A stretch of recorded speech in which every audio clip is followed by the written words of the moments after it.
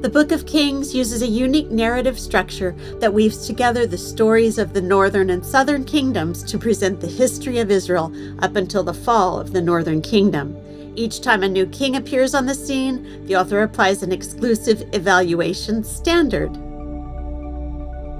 which is this: did the king did what was right in the sight of the Lord? Through the histories of both kingdoms, Kings conveys an unchanging truth to us today. A king or leader's attitude toward God determines the rise or fall of an entire nation.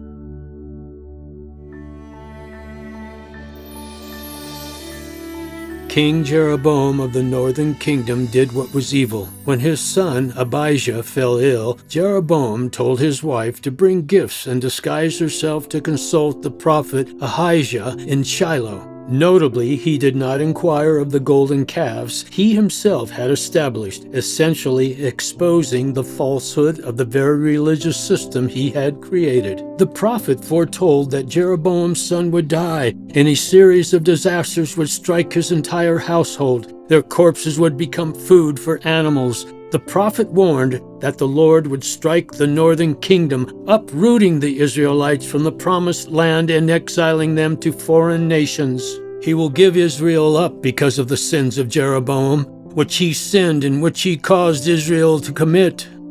The scene then shifts to the southern kingdom. Rehoboam, the son of Solomon, became king over Judah. He was 41 years old when he began to reign and ruled in Jerusalem for 17 years. He did what was evil in the sight of the Lord. In the 5th year of King Rehoboam, King Shishak of Egypt came up against Jerusalem. He took away the treasures of the house of the Lord and the treasures of the king's house. He took everything. Shishak was the founder of Egypt's 22nd dynasty. At the entrance of the Karnak temple, he erected a grand Bubastite portal to commemorate his victory. On the reliefs, rows of bound captives are depicted, each labeled with name tags alongside the names of the cities he had conquered.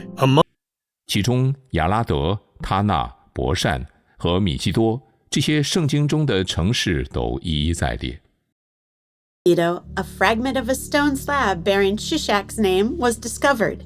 This piece was once part of a monument commemorating Egypt's victory over Megiddo and serves as a solid confirmation of the biblical account. Solomon had formed an alliance by marriage with Pharaoh, yet only 5 years into Rehoboam's reign, Egypt launched a military campaign. Solomon's gold shields were all seized by Shishak, and Rehoboam had no choice but to replace them with bronze ones. This contrast reveals a clear sign of the southern kingdom's decline following the division of the monarchy.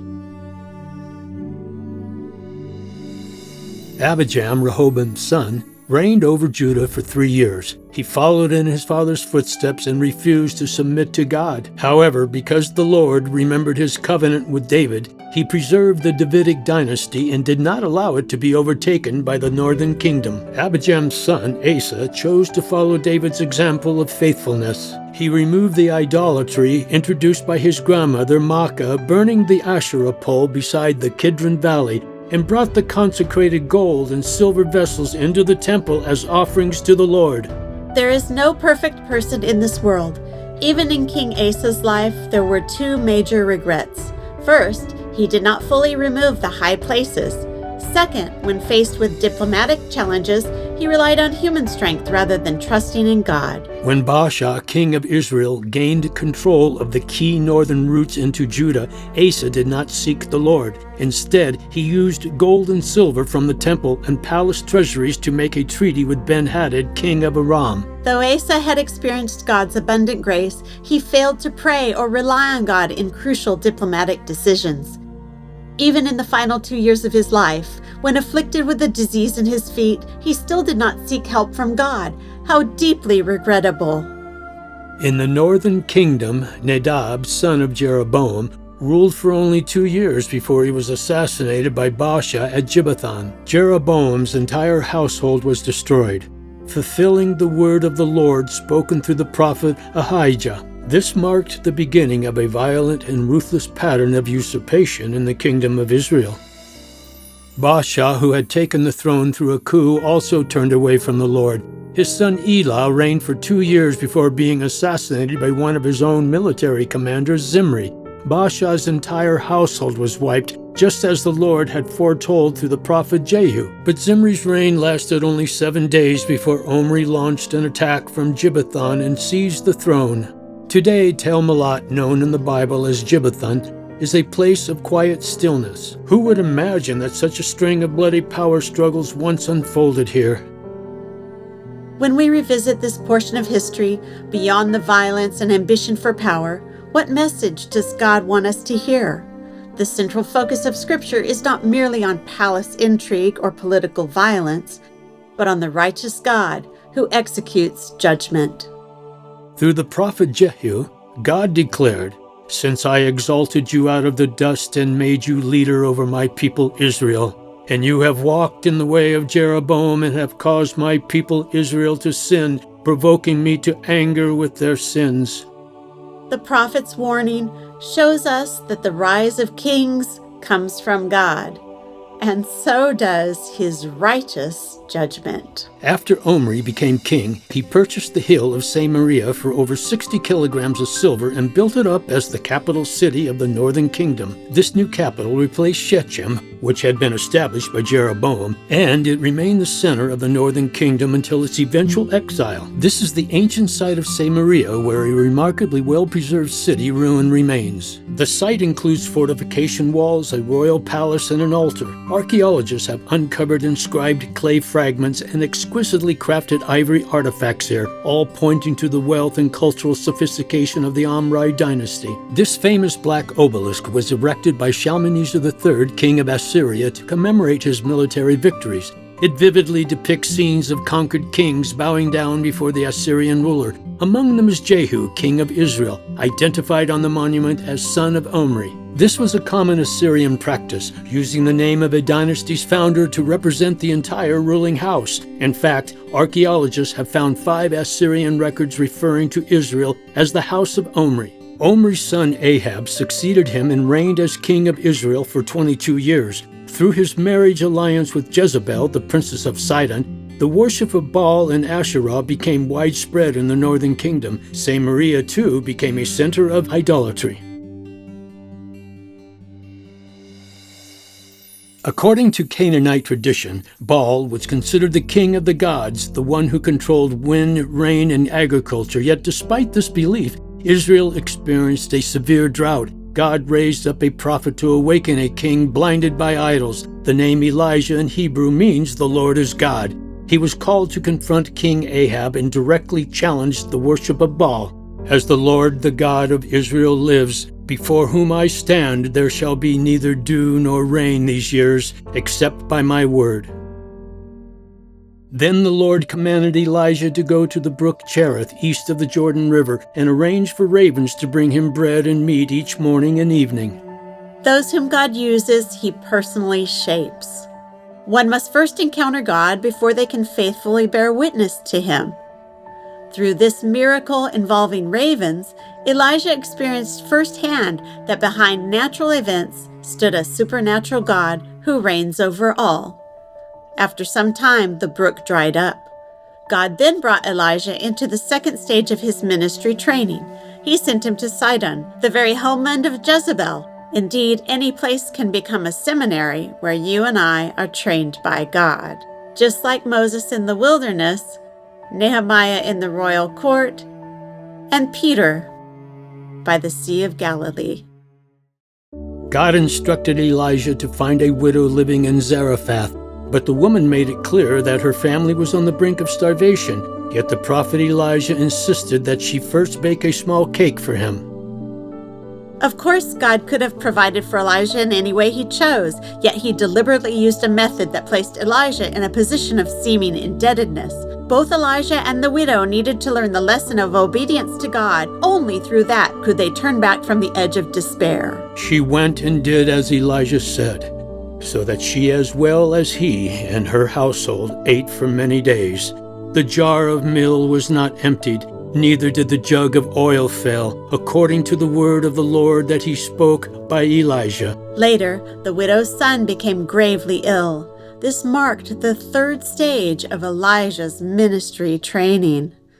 God hears prayers that align with His will, but how and when He answers remains entirely under His sovereign control. Elijah carried the child upstairs and laid him on his own bed. Then he stretched himself out over the boy 3 times and cried out to the Lord, saying, "O Lord, my God, let this child's life come into him again." And then the miracle happened. The child came back to life. By this point, Elijah was fully equipped, ready to rescue the people of Israel from the path of death brought by Baal worship.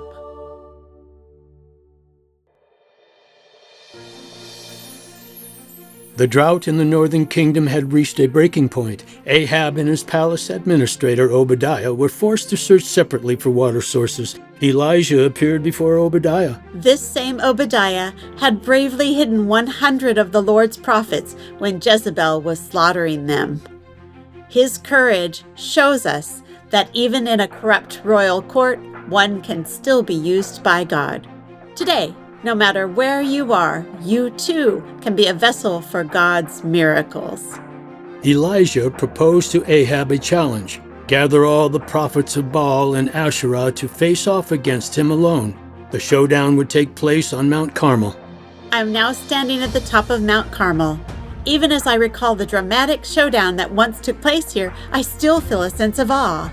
Both sides prepared a bull for sacrifice, but neither was allowed to set fire to it. They could only pray, calling on their respective gods to send fire from heaven to consume the offering. The one who answered by fire would be revealed as the true God.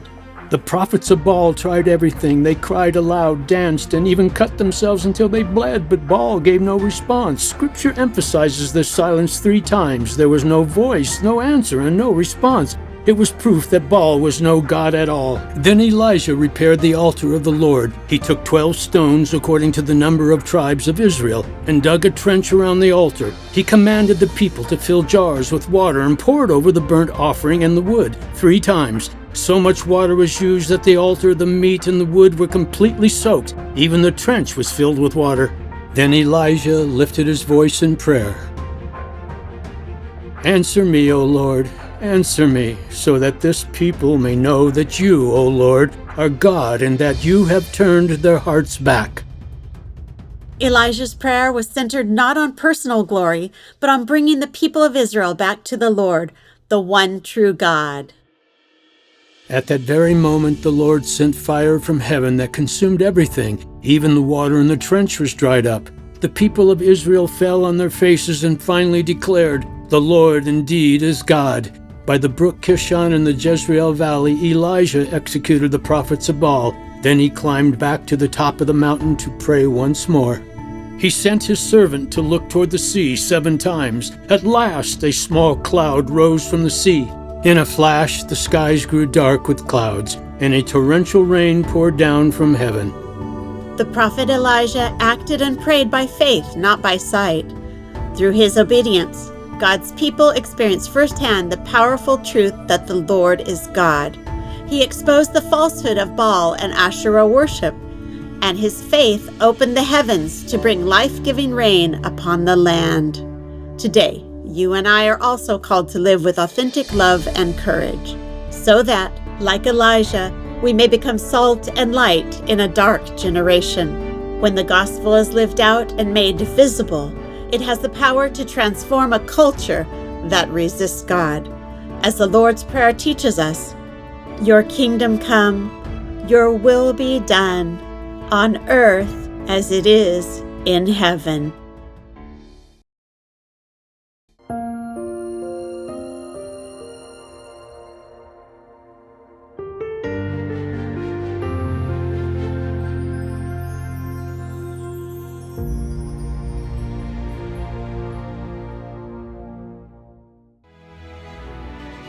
Spring of Water International Ministries invites you to journey with us, giving seed to the sower and bread to the eater.